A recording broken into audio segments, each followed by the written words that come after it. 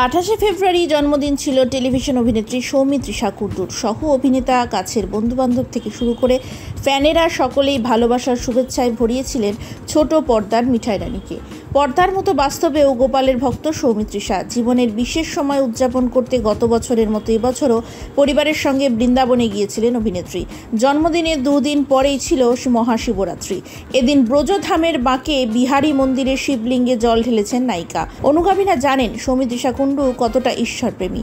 জন্মদিন থেকে শিবরাত্রি পুজোর নানা মুহূর্ত নিজের সোশ্যাল মিডিয়া পেজে ভাগ করে নিয়েছেন তিনি। সেখানেই কমেন্ট বক্সে বিভিন্ন ধরনের মন্তব্য করেছেন অভিনেত্রী অনুগামী নেটিজেনরা। কেউ লিখেছেন, ব্রজধামে এই সময় থাকতে পারা মানেই তার অনেক সৌভাগ্য।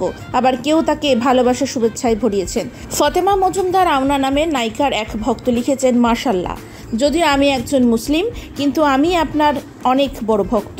আপনার এত ভক্তি শ্রদ্ধা দেখে সত্যি খুব ভালো লাগলো। সবাইকে খুব সুন্দর লাগছে। আমি আল্লাহর কাছে দোয়া করব আপনার এবং আপনার পরিবারের সবাইকে সবসময় ভালো এবং সুস্থ রাখেন। আমেন। বাংলাদেশ থেকে ভালোবাসা। আন্টি আঙ্কেলকে আমার সালাম, মানে প্রণাম। বাংলাদেশি ভক্তকে এর উত্তরে সৌমিত্রিষা বলেন, আমি আল্লাহরও ভক্ত। যখনই আমার কানে আজানের শব্দ আসে গায়ে কাঁটা দেয়। আপনাকেও ওয়ালাইকুম সালাম।